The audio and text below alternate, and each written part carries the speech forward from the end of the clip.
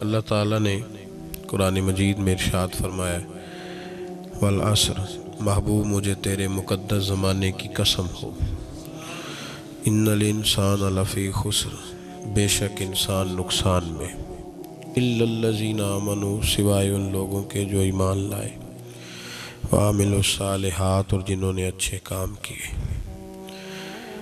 اور پھر اس کے ساتھ ساتھ اچھے کام کرنے کے ساتھ ساتھ وتواصوا بالحق، انہوں نے حق بات کی نصیحت بھی کی۔ اور جب حق بات کی نصیحت ہوتی ہے تو تکلیف آتی ہے، فرمایا وتواصوا بالصبر، پھر انہوں نے ایک دوسرے کو صبر کی وصیت بھی فرمائی۔ داتا صاحب رحمۃ اللہ علیہ نے کشف المعجوب کے اندر لکھا ہے کہ صوفیاء کا ایک گروہ ایسا گزرا ہے جو ملامتی کہلاتے ہیں، ان کو لوگ برا کہیں تو وہ خوش ہوتے ہیں، وہ سمجھتے ہیں جب لوگ تنقید کرتے ہیں تو نفس پہ بوجھ پڑتا ہے، جب کوئی دل توڑتا ہے تو اللہ کی بارگاہ میں رونا آسان ہو جاتا ہے۔ ایک گروہ گزرا ہے صوفیاء کا، وہ پسند کرتے ہیں اس چیز کو، یہ بہت زیادہ تعریف، توصیف، نعرے، شور، یہ بعض اوقات نفس کے تکبر کا سبب بنتا ہے۔ آپ ملاحظہ کر لیں، حضرت ابوبکر صدیق رضی اللہ تعالیٰ عنہ سے یہ سلسلہ چلا ہے، کس قدر زیادہ تانے تھے ان کے لیے، کتنی زیادہ آزمائش تھی ان کے لیے، کتنا زیادہ پریشانی کا سامان تھا، لوگ کیا کچھ کہتے تھے، اور پھر یہ سلسلہ تمام صحابہ کے لیے اسی طرح رہا۔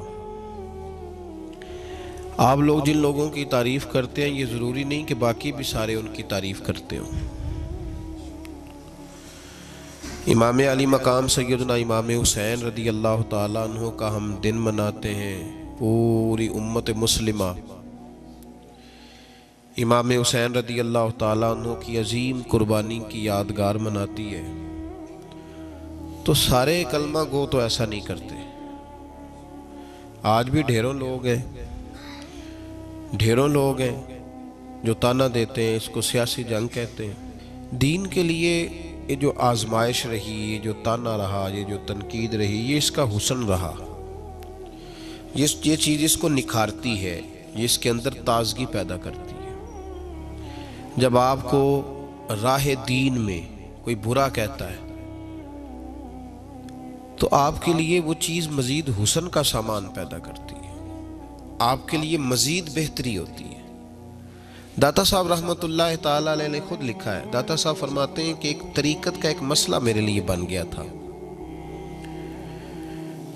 روحانی سفر انسان کر رہا ہوتا ہے نا، جب بڑے اچھے اس کے اوراد و وظائف چل رہے ہوتے ہیں، عبادات چل رہی ہوتی ہیں، تہجد میں بوجھ نہیں ہوتا اس کے لیے اٹھنا، تلاوت قرآن پاک صحیح کر رہا ہوتا ہے، اگر مراقبے پہ بیٹھا ہے تو صحیح بیٹھا ہوتا ہے، اس کے اسباق صحیح چل رہے ہوتے ہیں، کئی دفعہ رکاوٹ آ جاتی ہے، اس کی کوئی نہ کوئی وجہ ہوتی ہے، یا تو کہیں غلطی ہو جاتی ہے، یا انسان کوئی ایسی بھول کر بیٹھتا ہے جس کے نتیجے میں بریک لگ جاتی ہے۔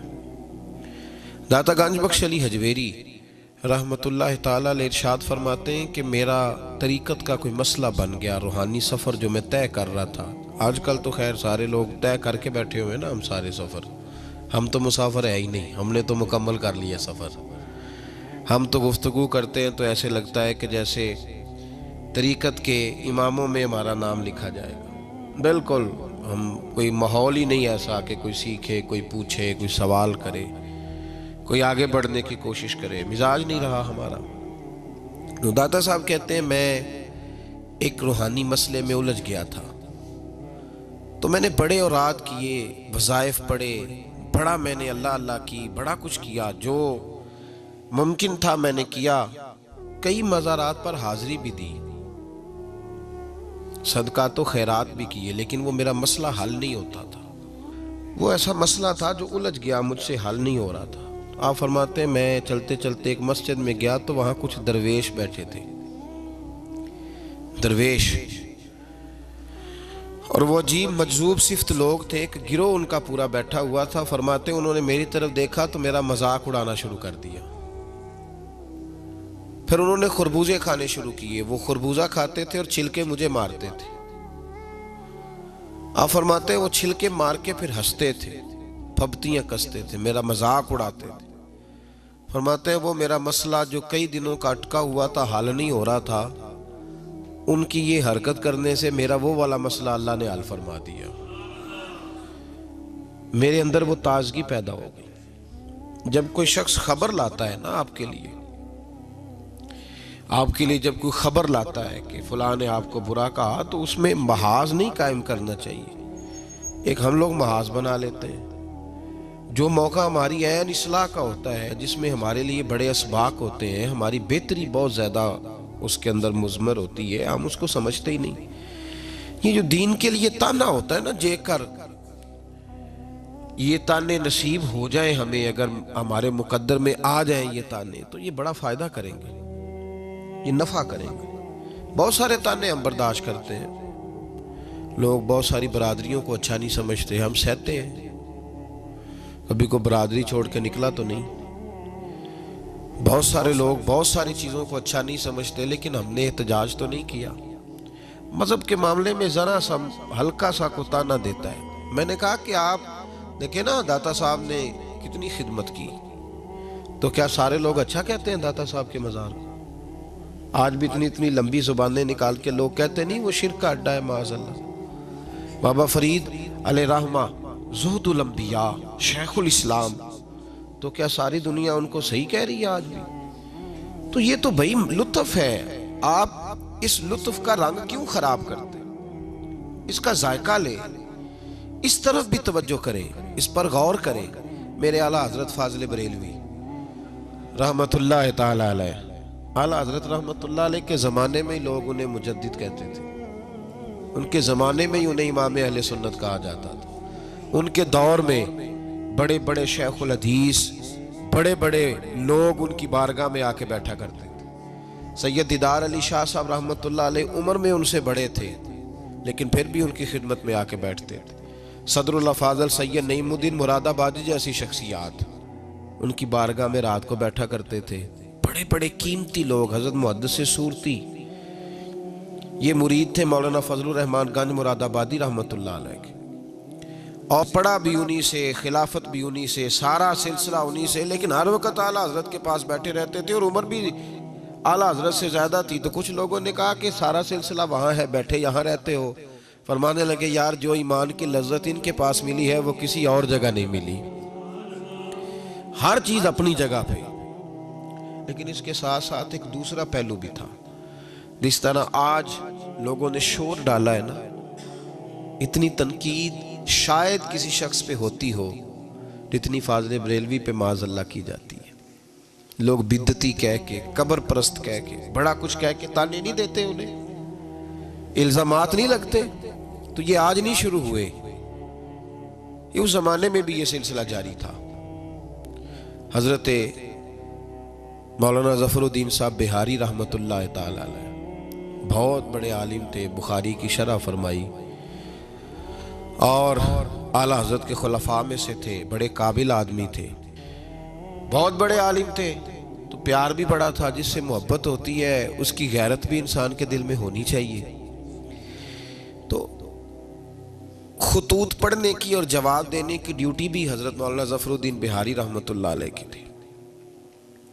تشریف فرما تھے، بیٹھے ہوئے تھے، تو خط آتے تھے۔ اب ہمارے ہاں ٹیلی فون آتے ہیں، کام آسان ہو گیا ہے، پرانے زمانے میں خطوط آیا کرتے تھے، اور خطوط کے جواب لکھنا ایک بہت بڑا کام ہوتا تھا۔ باقاعدہ مشائخ کے پاس کچھ لوگ ایسے موجود ہوتے تھے جو صرف خطوط کے جواب دیتے تھے، اور اگر کوئی فتوے کا معاملہ ہوتا تھا تو وہ فاضل بریلوی علیہ رحمہ خود لکھا کرتے تھے۔ تو خط کچھ آئے، مولانا ظفر الدین بہاری رحمۃ اللہ علیہ پڑھنے لگے، سنانے لگے، جواب اعلیٰ حضرت فرمانے لگے، وہ لکھنے لگے۔ تو ان خطوط کے اندر 2-3 خطوط ایسے بھی آئے جس میں لوگوں نے اعلیٰ حضرت کو گالیاں لکھی ہوئی تھی، معاذ اللہ، بڑے سخت جملے کہے تھے، اور ایسی باتیں کہی تھیں کہ جو وہ پڑھتے گئے تو انہیں جلال آتا گیا۔ بڑے مریدین اعلیٰ حضرت کے حاجی لال خان جیسے بڑے رئیس اعظم لوگ تشریف فرما تھے، جب یہ خطوط پڑھے گئے جلال آیا سب مریدین کو، اور جوش میں مولانا ظفر الدین بہاری کہنے لگے میں ان پر مقدمہ کروں گا، میں کچہری جاؤں گا، عدالت جاؤں گا، میں مقدمہ کروں گا، انہیں سزائیں دلواؤں گا۔ اعلیٰ حضرت رحمت اللہ علیہ مسکرا کے ان کا چہرہ دیکھنے لگے، فرمانے لگے اس طرح کر، ان کو بند کر، اور یہ میرے سے چابی لے، فلاں الماری کھول، اس کے فلاں دراز میں کچھ خط پڑے ہیں وہ بھی نکال کے لا۔ آپ کہتے میں گیا، وہ خطوط میں نکال کر کے لایا، اور لا کر میں پڑھا، ان کو کھولا تو کسی نے اعلیٰ حضرت کو امام اہل سنت لکھا ہوا تھا، کسی نے لکھا تھا مجدد آپ، کسی نے لکھا تھا کہ ہندوستان کے حسان بن ثابت بھی آپ ہی ہیں رضی اللہ، کسی نے کوئی لقب دیا، کسی نے کوئی۔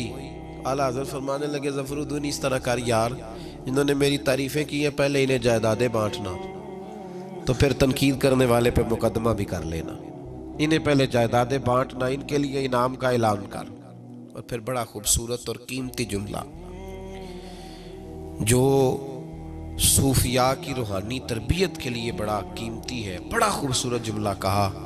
آپ فرمانے لگے مجھے بتاؤ تو صحیح، میرا ان کے ساتھ ذاتی جھگڑا کیا ہے؟ یہ جو مجھے گالیاں دیتے ہیں، میرا جھگڑا کیا ہے ان کے ساتھ؟ کوئی زمین کا میرا ان کے ساتھ لین دین کا معاملہ؟ کیا جھگڑا ہے؟ جھگڑا یہ ہے کہ یہ کہتے ہیں جیسا علم نبی پاک کو ہے ویسا جانوروں پاگلوں سب کو ہے، تو میں انہیں کہتا ہوں تم کفر بکتے ہو۔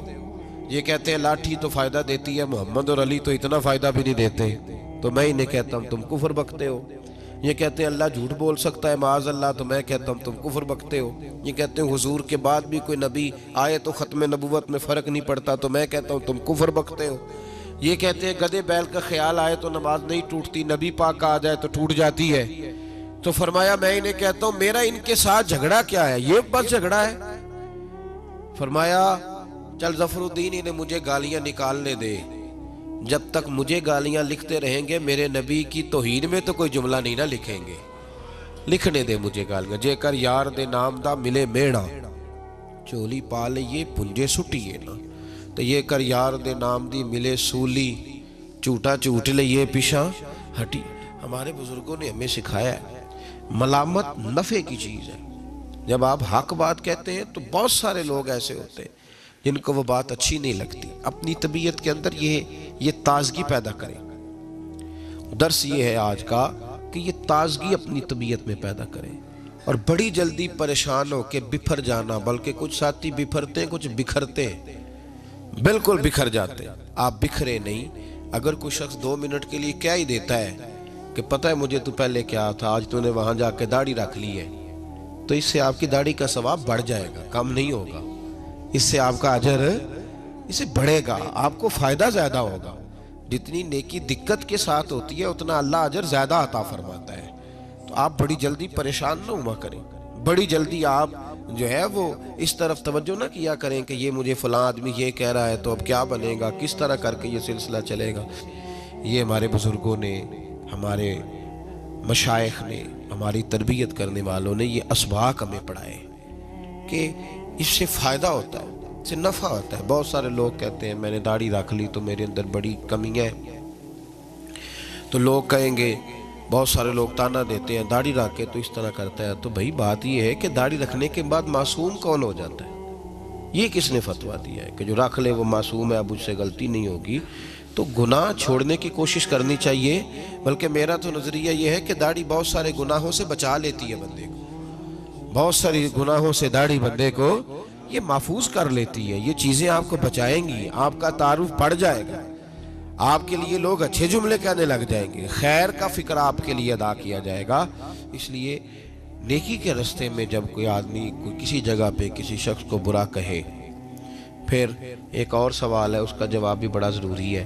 کہتے ہیں جب میں برا تھا مجھے کوئی تنگ نہیں کرتا تھا، کسی کی طاقت نہیں ہوتی تھی، اب میں اچھا ہو گیا ہوں تو سارے چڑھائی کر جاتے ہیں۔ او بھائی بات سنو، بڑی سادی سی بات، میں نے شاید پہلے بھی ایک دفعہ یہ جملہ کہا تھا آپ کو سمجھاتے ہوئے، پھر کہتا ہوں۔ میرے محبوب پاک صلی اللہ تعالیٰ علیہ وسلم کی سیرت کے جو کمالات ہیں ان میں سے ایک بہت بڑا کمال یہ ہے کہ نبی پاک کی ذات تک لوگوں کی رسائی بڑی آسان تھی، آسان رسائی تھی۔ کسی کو مشکل، کسی کو دقت نہیں ہوتی تھی حضور تک پہنچنے میں، آسان رسائی۔ اگر کوئی شخص سمجھنے لگ گیا تیرے بارے میں کہ تجھے میں کچھ کہہ لوں گا تو اب یہ کچھ کہے گا نہیں، تو اس میں حرج کیا ہے؟ کیا حرج ہے؟ اور ایک نسخہ اور دے رہا ہوں، اس پہ بھی عمل کر کے دیکھیں۔ ایک ہوتا ہے کسی کے ساتھ لڑائی کرنا، وہ 2 منٹ کی ہوتی ہے۔ آپ کو کسی نے کچھ کہا، جواب میں آپ نے 2-3 باتیں کی، تو یہ 2 منٹ کی جنگ ہے، یہ ختم ہو گئی۔ اس سے آپ کو سکون نہیں ملے گا، اور اگر آپ سزا دینا بھی چاہتے ہیں تو سامنے والے کو سزا نہیں ملے گی۔ لیکن اگر سامنے والے نے سخت جملہ کہا اور آپ نے مسکرا کے اسے دیکھا اور پھر آپ نے خاموشی اختیار فرمائی، تو آپ تو خوش ہو کے گھر آ جائیں گے، وہ ساری رات سو نہیں سکے گا۔ اس کے لیے مشکل بن جائے گی کہ میرے ساتھ اس نے کر کیا دیا ہے، کیا کر دیا اس نے میرے ساتھ، کیا اس نے کر دیا میرے ساتھ۔ تو ملامت فائدہ مند چیز ہے، اس کو حاصل کریں، یہ ہمارے بزرگوں کا طریقہ ہے، اور ہمارے بزرگ کوشش کرتے ہیں۔ یہ بہت زیادہ تعریفیں بڑی تکلیف دیتی ہیں بعض اوقات، اس لیے میرے عزیز بڑی جلدی نہ گھبرائے۔ یہ تو شیطان کا ایک حملہ ہے، یہ تو نفس کی ایک چال ہے، یہ تو ایک باریک فتنہ ہے کہ ہم جی ادھر گئے تھے تو ہمیں ٹوک دیا گیا، تو روک دیا گیا تو ہم نے چھوڑ دیا۔ ایسے نہیں کرے، اپنے اندر یہ خوبی پیدا کرے، اور جب آپ تھوڑا سا یہ برداشت کرنا سیکھیں گے، پھر ہی تو لطف آئے گا نیکی کرنے کا۔ اور پھر ایک اور بات بھی آپ سے بڑی ضروری ہے، آپ کو گزارش، اختراع نہ کریں، اپنی مرضی کی چیزیں وضع نہ کریں، اپنی مرضی کے سوال جواب نہ کبھی بھی ذہن میں پیدا کریں۔ قرآن و حدیث ہمارے پاس موجود ہے، ہمارے صوفیاء کے پورے ابواب اور نصیحت کے مقدس موتی ہمارے پاس موجود ہیں۔ آگے بڑھیں، ان باتوں کو لیں، تو اس طرف خاص توجہ فرمائیں۔ اللہ تبارک و تعالی سمجھنے کی توفیق عطا فرمائے۔